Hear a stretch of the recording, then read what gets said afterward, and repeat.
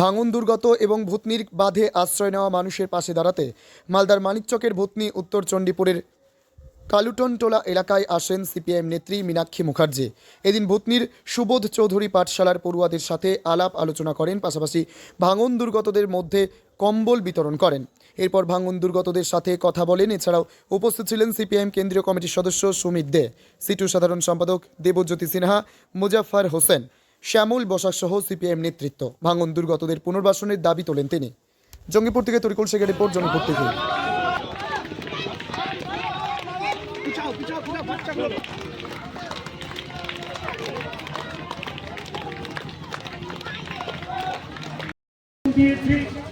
এখানে দুটো লাইন করবেন।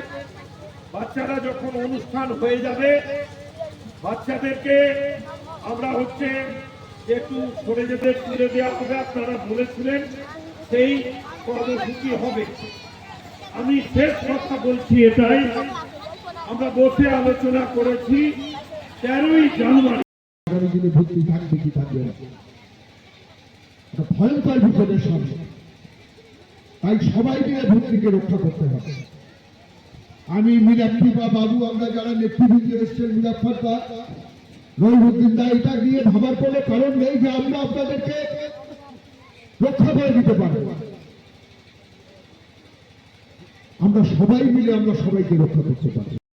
ওদেরকে এগিয়ে নিয়ে যেতে হবে, ওদেরকে এই ভাবনার দ্বারা ভাবাতে হবে যে আমরা সবাই মিলে একসঙ্গে আমার বাড়িটাকে রক্ষা করব, পরিবারটাকে রক্ষা করব, পাড়াটাকে রক্ষা করব, ভিত্তিটাকে রক্ষা করব, আমাদের এই সমাজটাকে রক্ষা করব।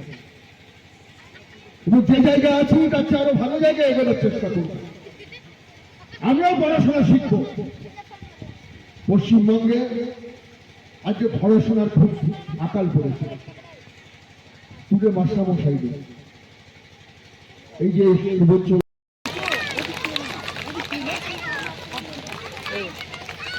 এই পাঠশালার ছাত্রীরা বরণ করুন, হাততালি দিলেন সবাই।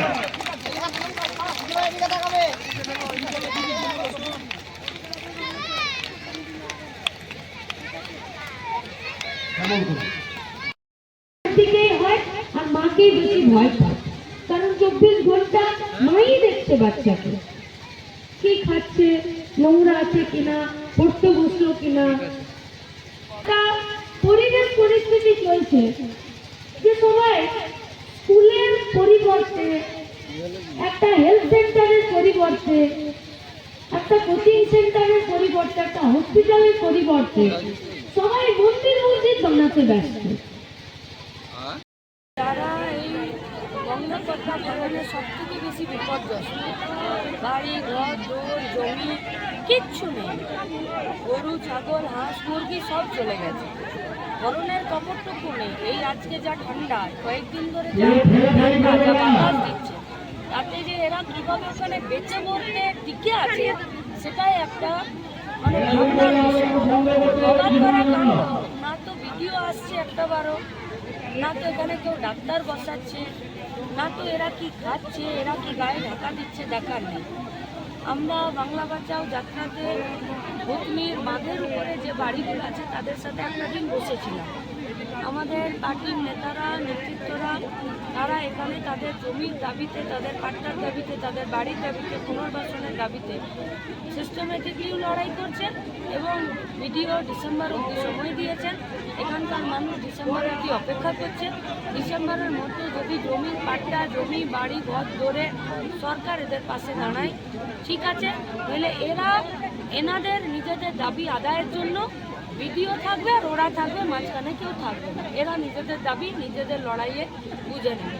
সেই লড়াইয়ে ওনাদের পাশে থাকার জন্য আমাদের এখানে সুবোধ চৌধুরী স্কুল চলছে, সেই স্কুল এবং তার সাথে ওনাদের পাশে এই ঠান্ডার সময়ে পার্টিগতভাবে আমরা যেটুকু তাদের সঙ্গে থাকতে পারি তারই একটু ব্যবস্থা আজকে ছিল।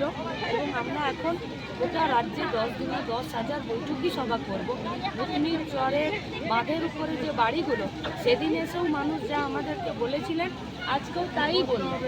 এক বললেন যে অনেকে বাঁধের উপরে আছে, কেউ বললেন যে বাঁধ খালি করে দিতে বলছে, কেউ বলছেন জমির পাট্টা দিচ্ছে না, কেউ বলছেন যে ত্রিপল যদি সরকারি লোক দিতে আসছে তাও মুখ দেখা দেখি করে দিচ্ছে।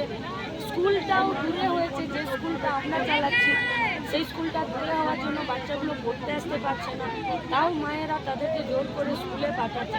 মানে একটা দুর্বিষহ জীবন। অথচ এরা ট্যাক্স পেয়ার, অথচ এরা এই পশ্চিমবঙ্গের ট্যাক্স পেয়ার।